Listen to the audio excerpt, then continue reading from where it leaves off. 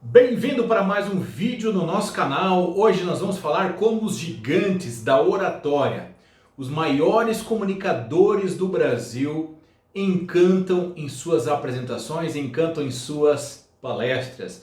Eu sou Daniel Godry Júnior, palestrante com 25 anos de experiência, com experiência internacional, e vou ensinar para você hoje, avaliando os melhores, como fazer uma apresentação impactante. Então vem comigo. Não poderia deixar de ser diferente, eu gostaria de homenagear aquele que eu acho que é o melhor orador do Brasil. E sim, eu sou suspeito para falar, porque ele é Daniel Godry, meu pai. De fato, eu considero um dos melhores apresentadores quando a gente se refere à forma. Eu não estou falando do conteúdo. Aliás, não vou falar do conteúdo para nenhum destes oradores que eu escolhi. Pode ser que você não goste do conteúdo. Aliás, nessa lista tem um deles que eu não gosto do seu conteúdo, mas eu gosto muito da sua forma de apresentar. Lembre-se que nós estamos aqui falando da forma, do jeito de comunicar. Nós não estamos falando necessariamente daquilo que a pessoa está falando. Embora esses oradores que eu escolhi tenham sim conteúdo extraordinário, eu vou além disso. Eu vou falar da forma, de como esse conteúdo é embalado. Bom, Daniel Godry, ele usa corridinhas, ele usa o choro, né? O tom de voz, ele fala muito naquela voz chorosa, né? Tal, que faz a plateia se encantar e faz a plateia às vezes sentir, sem ele precisar explicar, que o momento é triste, que o momento é ali desagradável, né? E é frustrante. Também essas corridinhas que ele usa servem para duas coisas. Primeiro, tirar o sono de quem está assistindo, porque a pessoa é obrigada a olhar de um lado para o outro. Segundo, manter a plateia acesa, a plateia ligada no próprio orador, no próprio palestrante. Mas uma coisa fenomenal do Daniel Godry é a alteração da voz. Ele altera a velocidade da voz, ele altera o tom da voz, a intensidade da voz. Isso é muito legal. Às vezes fala com uma vozinha assim, mais aguda, às vezes fala com uma voz mais grave, às vezes fala mais rápido, às vezes ele fala mais devagar. E é muito interessante que esta alteração de voz também é marca daqueles que estão acima da média na oratória, daqueles que se preocupam muito com a forma. Alterar a voz também é uma maneira extraordinária de prender a atenção. Porque quando você fala baixinho, por exemplo, você força a plateia a ficar quieta, para se atentar àquilo que você está falando. Quando você fala de uma maneira mais enérgica, a plateia vem junto, você empolga a plateia. Quando você fala de uma maneira mais pausada, você quer que a plateia pense, você quer criar suspense. Então isso é muito legal no uso dessa palestra. E o humor, né, que é muito natural dos vídeos do Daniel Godry, você viu aí nesse vídeo do Bola Murcha, né, a capacidade extraordinária que ele tem de usar o humor e de fazer rir. Além disso, a capacidade que ele tem de usar objetos para passar a sua mensagem. Tem que estar sempre segurando alguma coisa na mão. Então, por isso, ele é um grande orador e está na lista dos nossos gigantes. Faça de conta que você é um balão. Por que existe pessoas que estão cheias e por que existe os bola murcha? É a forma de focar a vida. Se você focar os problemas, teu balão murcha. Se você focar a solução, teu balão enche. É mais ou menos assim. Lembra quando você entrou no emprego que você está hoje? Tinha problemas, não tinha? Tinha crise, não tinha? Tinha desemprego, claro que tinha. Tinha guerra em algum lugar do mundo, claro que tinha. Mas você não focou os problemas, você focou a solução. Funcionou mais ou menos assim, quer ver? Você deve ter ligado para tua mãe, teu esposo, teu marido, sei lá. Você deve ter ligado para tua esposa. Eu vou pegar a mãe aqui, que é mais genérico. Você deve ter dito para tua mãe assim: mãe querida, agora sim, mãe querida, eu acertei na vida. Mãe, eu arrumei o melhor emprego do mundo. Mãe, eu vou crescer. Mãe, lá é fantástico. Mãe, lá tem possibilidade de carreira. Mãe, esse é o emprego que eu sempre sonhei na minha vida. Mãe do céu, lá o patrão me conhece. Lá tem equipe extraordinária. Mãe, lá eu posso fazer sucesso. Mãe, lá eu vou crescer. E aí acontece um negócio extraordinário. Você cresce. Porque você começa a analisar suas coisas boas. Você começa a analisar o potencial que você pode desenvolver. E aí você começa a se sobressair. Mas, aí acontece algo extraordinariamente fantástico. Quando você começa a se destacar, você começa a incomodar muitos bola murcha. E os bola murcha têm na proporção de 100 por 1. O segundo na nossa lista é alguém que tem muita autoridade porque já foi CEO, presidente de uma grande empresa, de uma grande companhia do país, e isso fez com que ele ficasse muito famoso.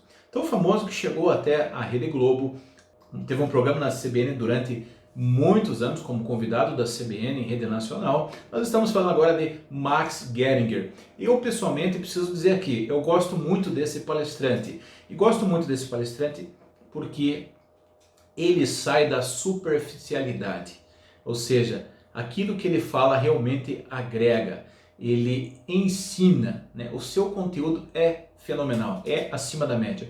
De fato, ele encanta já pelo conteúdo, pela sua maneira de falar e por aquilo que ele fala. Max Geringer, ele é tão confiante de si, ele passa essa confiança, que ele não usa, por opção própria, há alguns anos, slides em suas apresentações. É muito difícil um orador fazer uma palestra muito interessante que prenda a atenção somente no microfone. E por isso, Max Geringer está na lista dos nossos gigantes. Além disso, ele, apesar de ter um conteúdo muito bom, ele tem uma simplicidade extraordinária e ímpar de passar este conteúdo. Ele passa também este conteúdo não de uma maneira enérgica, mas ele fala de uma maneira serena, com um tom de voz um pouco mais baixo, mais pausa entre as palavras e de uma maneira serena, fácil de compreender, fácil de assimilar para quem está o assistindo. Bem, ele é uma autoridade, né? É uma celebridade. Conseguiu atingir, graças ao seu esforço repetido de estar em mídias muito tempo, se tornar uma celebridade. E quando uma celebridade fala, o que a gente só pode fazer é estar atento, ouvir e aprender. Houve uma época que era mais difícil demitir gente, ninguém era demitido. Eu lembro quando eu trabalhava, tinha 16, 18, 20 anos, ninguém era demitido. Não me lembro de alguém ser demitido. Não se demitia ninguém porque tinha redução de custo, porque tinha reestruturação organizacional. Não me lembro disso. Todo mundo ganhava pouco, então não precisava demitir ninguém. A economia não ia ser grande de qualquer forma, então a gente ia ficando, né? E hoje, como todo mundo sabe, a gente chega para trabalhar de manhã, a chance de ser promovido ou demitido é a mesma. Foi elogiado ontem e pode ser demitido hoje. Nós somos demitidos e substituídos por software, por equipamentos, por robôs. Somos demitidos em programa de redução de custo, em sinergias. Onde tinha 5 funcionários, tem 3 funcionários. Com mais equipamento, com mais tecnologia, ou seja o que for. Eu falei, mas é isso. O que acontece é que a quantidade de funcionários diminui cada vez mais. Portanto, a pressão sobre os que ficam aumenta cada vez mais. Um organograma de uma empresa de grande porte, um organograma tem 7 degraus entre a pessoa mais humilde, de nível mais baixo no organograma, e o presidente da empresa. Só tem 7. As empresas hoje estão ficando espertas, principalmente bancos, porque elas criam a impressão que alguém está sendo promovido. Então, qual é o primeiro degrau? O primeiro degrau é todo mundo manda em você e você não manda em ninguém. Esse é o primeiro degrau. Qual é o segundo degrau? Você tem um subordinado, pelo menos. Foi promovido. Qual é o terceiro? Seu subordinado tem no mínimo um subordinado. Quando for no 7º é presidente da empresa. Hoje está se fazendo o seguinte, como o pessoal está meio apressado, sabe, aquela ansiedade para que as coisas aconteçam, então eu pego o primeiro nível, por exemplo, auxiliar administrativo, e põe auxiliar administrativo júnior, pleno e sênior. Então é promovido de júnior para pleno, de pleno para sênior. Na segunda promoção, quantas vezes ele foi promovido? 0. Eu não mandava em ninguém, continuo não mandando em ninguém, continua no 0. Aí depois de assistente administrativo passa para ou auxiliar passa para assistente, depois passa para mais... E vai indo, mas continua não mandando em ninguém. Quando a gente chega a diretor, devemos ter alguns aqui, nós nos esforçamos muito para parecer que nós somos mais úteis do que somos. Porque a gente só chega a diretor numa empresa se tiver gerentes subordinados que são tecnicamente muito bons e extremamente confiáveis. Esse é o trabalho de quem contrata pessoas. Não é contratar o que tem o maior peso de diplomas. Não é contratar o que fala mais bonito. Não? É contratar uma pessoa que vai dar prazer trabalhar com ela. O resto a gente ensina.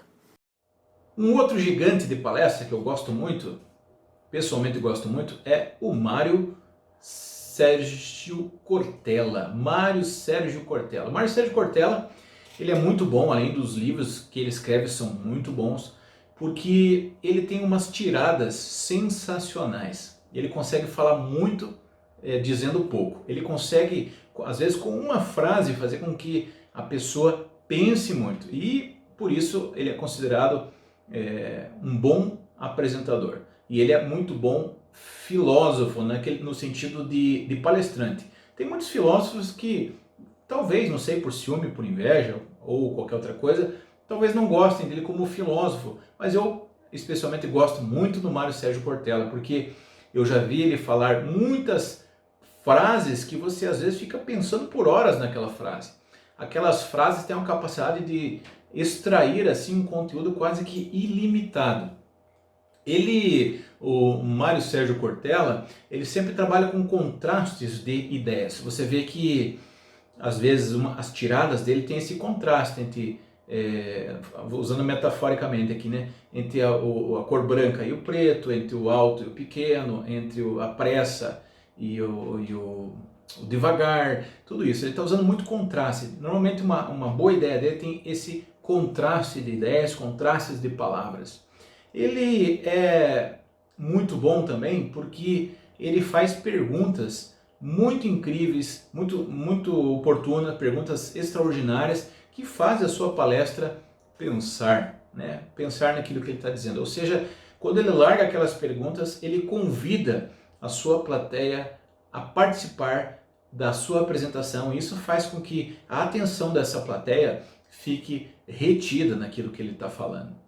O Mário Sérgio Cortella, ele tem também algumas histórias que ele conta de vida pessoal dele que são bastante interessantes. Por esse motivo, o Mário Sérgio Cortella, por suas tiradas sensacionais, pelo seu contraste de ideias, pelas suas perguntas que geram suspense e engajamento com o seu público, pela sua capacidade de falar muito em pouco tempo, ele é o nosso grande e gigante apresentador.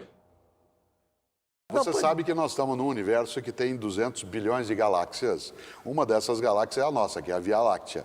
E a Via Láctea tem por volta de 100 bilhões de estrelas. Uma dessas estrelas é o Sol, que é uma estrela anã, que é o nosso. Em volta dele, o Sol, que é o nosso Sol, tem 9 planetinhas, né? Talvez 8, porque estão tirando um pouco Plutão do circuito. Um deles é a Terra. A Terra é um planetinha que gira em torno de uma estrelinha, que é outras 100 bilhões de estrelas, compondo uma única galáxia, entre outras 200 bilhões de galáxias. Nesse planetinha tem uma coisa chamada vida. A ciência calcula que haja mais de 3 milhões de espécies diferentes de vida. Uma delas é a humana, é o Homo sapiens. Nossa espécie é uma espécie, entre outras 3 milhões de espécies já classificadas, que vive num planetinha que gira em torno de uma estrelinha, que é uma entre 100 bilhões de estrelas, compondo uma única galáxia, entre outras 200 bilhões de galáxias, num dos universos possíveis. Essa espécie tem, em 2011, 6 bilhões e 950 milhões de habitantes. Um deles é você. Quem é você? Quem sou eu? Um indivíduo, entre outros quase 7 bilhões de indivíduos, de uma única espécie, pertencente a um planeta, que é que gira em torno de uma estrelinha, que entre 100 bilhões de outras compõem uma única galáxia, entre outras 200 bilhões de galáxias. Por isso, Quem é você? Quem sou eu? Quem sou eu para achar que eu posso empinar o nariz? Quem sou eu para achar que o único jeito de ser humano é como eu sou? Quem sou eu para desprezar outra pessoa? Por isso, Otávio, quando alguém me pergunta isso que você brincou, sabe com quem que você está falando? Eu falo assim, você tem tempo? Vem aqui que eu explico. O próximo aqui que eu queria falar é um apresentador, um guru americano, que é o Anthony Robbins. Anthony Robbins, para quem não conhece, ele tem vários livros best-sellers. É ele, muito antes dessa onda surgir no Brasil, né, de coach, de melhoria de vida, ele já faz isso há muito tempo, PNL, há muito tempo nos Estados Unidos. Ele é uma pessoa bastante imponente, porque cuida assim do seu físico, cuida muito da sua aparência. A sua aparência de uma pessoa bem cuidada chama bastante atenção. Mas o que eu gosto do Anthony Robbins é que ele é muito enfático naquilo que ele está falando. Ele é ousado, ele desafia, ele inspira, ele cutuca as pessoas. E ele é muito bom porque ele consegue chamar a atenção do público de uma maneira às vezes dura, e o público consegue ao mesmo tempo, apesar disso, gostar muito, ou até por causa disso, gostar muito da sua apresentação. São pouquíssimos oradores que conseguem desafiar o público, chamar a atenção do público, às vezes repreender o público ao vivo numa apresentação e com isso serem admirados. Então, Anthony Robbins, ele é bastante enfático. Você vê que quando ele fala de mudança, a voz dele vai junto, né? Ele tem gestos assim que comprovam aquilo que ele está falando, ele é muito movimentado, ele passa muita energia na sua fala, nos seus movimentos, na sua firmeza de voz e naquilo que ele acredita. Então eu diria que o poder da comunicação do Anthony Robbins está não só naquilo que ele fala, que hoje muita gente fala, copiando até muitas vezes o Anthony Robbins, mas no como ele fala. Ele é muito enérgico, ele é muito convincente nas suas palavras. O que ele fala e a maneira e a forma enfática que ele fala nos dá a impressão que verdadeiramente ele acredita naquilo que ele está falando. The number one thing that's going to change your life, the only thing that will change your life, change your business, change your money, change your relationship, is you must raise your standard. Now I know that sounds boring, stupid, basic, but it's the truth. The only thing that changes our life long term is when we raise our standards. What does that mean? That sounds so boring and dumb. It means that all of us in life have things we want. We don't get what we want, we get what we have to have. Remember I said earlier, we all get what we tolerate in ourselves and other people. But when you're no longer willing to tolerate something, that's when your life changes. The difference in people is their standards, period. The difference in people is their standards, period. And what do I mean by standards? Everyone in the world has a list of things they think they should do. I should lose weight. I should work out. I should spend more time with my kids. I should work harder. I should make more calls. I should. And then you know what? People don't do their shoulds and they get mad at themselves and they what I call should all over themselves. They beat themselves up about it. What changes people is when your should becomes a must. When suddenly the thing you said should happen has to happen. That's when human beings change.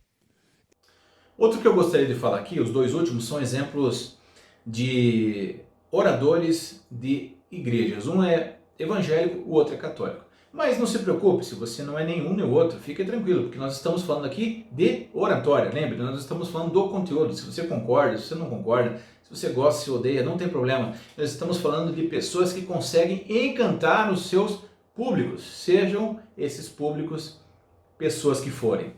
E aqui é um autor muito bom, ele tem mais de 130 milhões de livros vendidos ao redor do mundo. Ele morou já no Rio de Janeiro por vários anos, que é o autor senhor Max Lucado. Alguns falam Max Lucado. De fato, ele não é brasileiro. Esse Lucado foi abrasileirado, se é que existe essa palavra, foi trazido para a nossa pro nosso linguajar, e ele acabou ficando chamado aqui no país de Max Lucado. Todos os livros dele são estritamente muito bem escritos. Não é à toa que ele vendeu milhões de cópias. Mas por que eu gosto das apresentações do Max Lucado? Primeiramente, porque ele é um grande contador de histórias. Ele é um grande contador de histórias. Ele consegue, com as suas histórias ricas em detalhes, mas não assim, não chega a ser maçante, não chega a ser prolixa a história, mas ele carrega a história de detalhes muito importantes para aquilo e para o impacto que aquela história vai causar e que ele quer que cause na plateia. Histórias quando são muito gerais, histórias quando não tem muitos detalhes, elas ficam assim meio que genéricas demais, elas ficam, parece que não reais, essa é a palavra. Um pouquinho, uma pitada de detalhes faz com que a história se pareça mais verossímil, ou seja, que a gente consiga acreditar mais naquela história que ele está usando de exemplo. Além das histórias, de usar histórias, o Max Lucado ele consegue conectar muito bem essa história com o exemplo e com o tema que ele está falando. Você percebe no vídeo que ele está falando de medo e está usando uma história sobre medo. Ele não precisa fazer, talvez, aparentemente esta conexão, porque ela já é bastante explícita, né, aos olhos de quem está assistindo.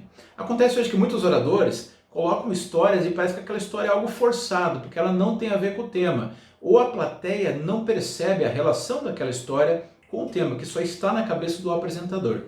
É importante que quando a gente use uma história numa apresentação, a gente faça o nosso público entender por que aquela história está ali. Qual é a conexão dessa história com o tema? Qual é a moral da história? Também eu já vi muitos apresentadores contarem a história subentendendo que a plateia entenda a história ou que a plateia seja tão inteligente ou tão perceptível quanto quem está apresentando. E às vezes a história é tão boa, mas tão mal contada que ela não produz o efeito esperado. Nós podemos aprender isso também com o Max Lucado. Ele faz, no meio da fala dele, que eu escolhi para mostrar para vocês, uma pausa onde ele dá um suspiro, faz.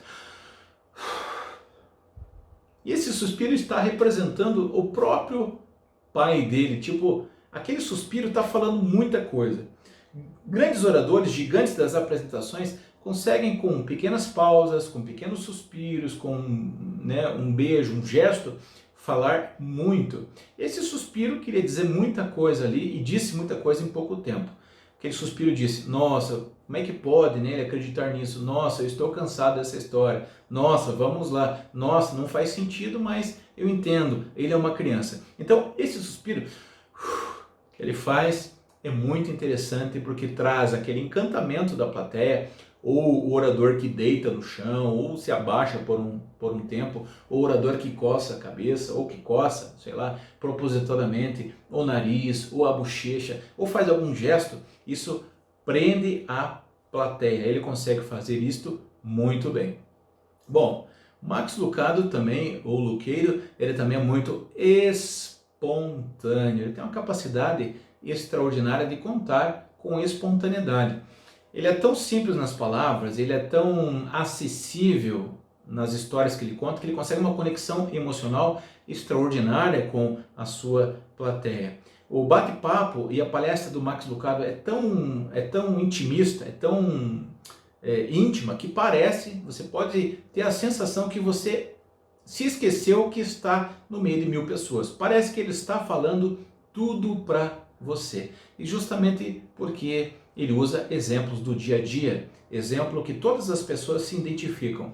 Mesmo essa história selecionada por ele é uma história bastante geral, bastante comum, onde você, sim, está ouvindo a história sobre a vida dele, sobre o pai dele, mas ao mesmo tempo você está pensando na sua história. E por isso existe essa grande conexão entre esse grande apresentador e a sua plateia. Fear will always fill the world, but it doesn't have to fill your heart. You really can fear less tomorrow than you do today. When I was 6 years old, my dad let me watch the movie Wolfman with the rest of the family. Boy, did he live to regret that decision. After the movie, I was convinced that Wolfman lived in our living room. And I was convinced that he lingered behind the couch, awaiting his meal of 6-year-old freckle-faced, red-headed boys. And the fact that I believed that Wolfman was in our living room proved problematic, because in order for me to get from our bedroom to the kitchen, I had to go through the living room. And my father had carefully taught me, when you wake up thirsty and you want a glass of water, don't wake me up, just walk into the kitchen and get it. But now all of a sudden I knew that Wolfman was in the living room. And I can vividly remember stopping on the threshold of the living room entrance several times, several nights in a row, thinking, I'm not going in there. And I would turn and I would go into my father's bedroom and I would wake him up. Just like Jesus, he was asleep in the storm. And I would shake him. And he would open a sleepy eye and he would look at me and I'd say, Dad, I'm afraid. And he would say, what are you afraid of? And I'd tell him about Wolfman. And he would sigh and climb out of bed and say, all right. And I can remember grabbing a hold of his tank top t-shirt as he would walk right through the living room, no fear whatsoever. And I would stand in the kitchen next to my father drinking that glass of water, and I would look at him and think, what kind of man is this? E, finalmente, agora como último grande orador, né, seria o nosso sexto orador, também da área religiosa, mas agora um católico, Padre Fábio de Mello. É claro, de novo, pode ser que alguns não gostem do estilo dele, mas a maioria gosta, né? Temos que respeitar pessoas que têm milhões de seguidores nas suas redes sociais. Elas não têm milhões de seguidores, né, por acaso. Elas têm milhões de seguidores e impactam milhões de vidas, porque elas têm sim a capacidade ímpar de tocar o coração dos seus ouvintes. Padre Fábio de Mello é um cara que se transforma quando ele está fazendo um programa. Eu tive a oportunidade de conhecer, porque trabalhava na mesma TV, na mesma emissora que ele, conhecê-los nos bastidores. E nos bastidores, acredite, ele é uma pessoa, não diria tímida, mas bastante reservada. Não parece a pessoa em que ele se transforma quando faz, por exemplo, o seu programa chamado Direção Espiritual, pela Canção Nova, ou quando ele faz uma palestra, ou quando ele faz um show dele. Padre Fábio de Mello é um excelente comunicador, porque ele tem um excelente conteúdo e consegue passar esse excelente conteúdo de uma maneira simples.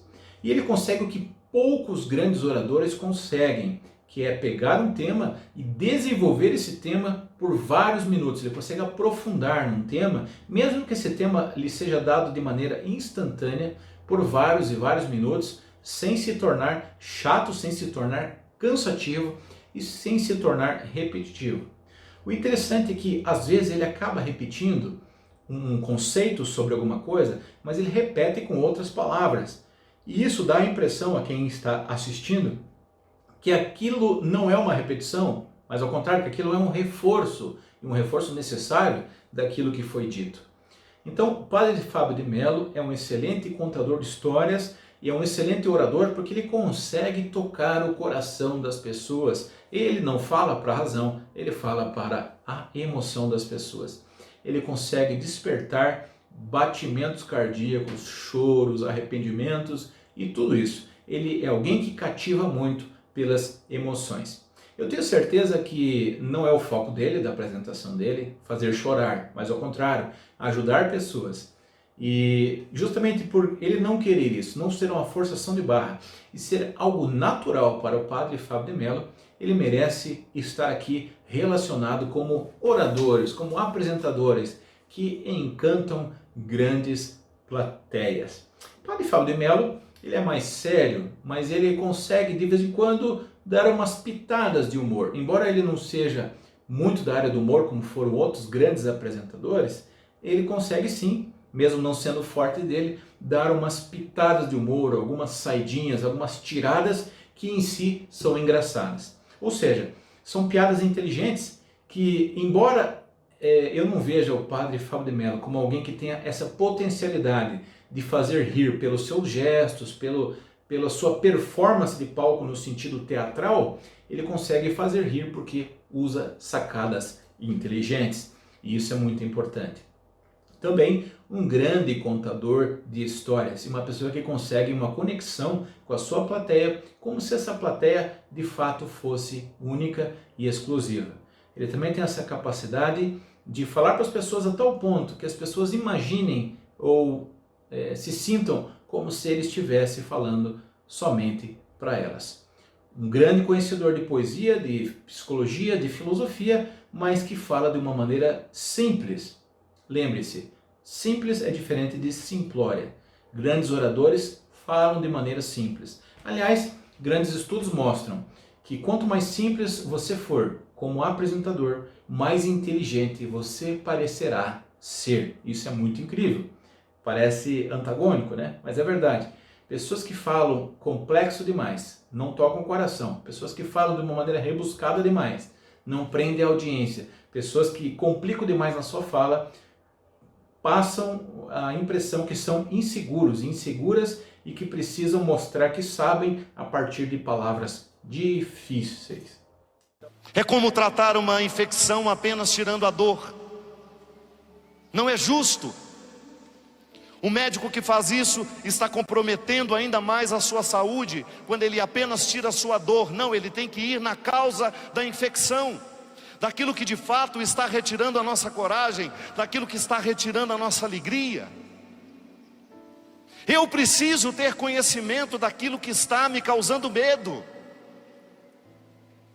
ou eu vou ficar anestesiado o resto da vida. Eu sei que no agudo da minha dor eu precisei de tomar medicamentos, porque senão eu não daria conta. Mas a partir do momento em que eu comecei a perceber que em mim existe uma força superior a esse medo, eu fui pedindo a autorização da minha médica para ir diminuindo os medicamentos.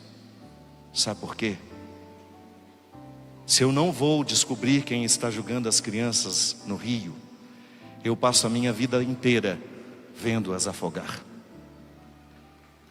Passo a minha vida inteira.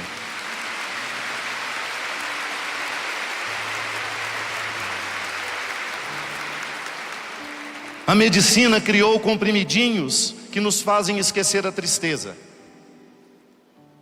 mas eles só duram 12 horas. Às vezes duram 6. O efeito vai passando. Meu Deus, pelo amor de Deus, eu preciso de uma caixa d'água de Rivotril aqui em casa. Eu não sou contra remédio não, viu?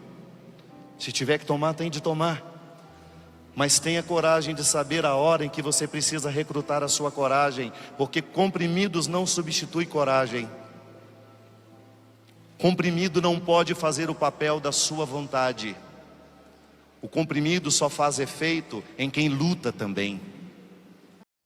Então tá aí, nós fizemos uma coletânea e uma avaliação do que cada grande orador tem nas suas apresentações que pode ser usado por você, não importa a sua área de apresentação, para melhorar o seu jeito de falar e de comunicar, beleza?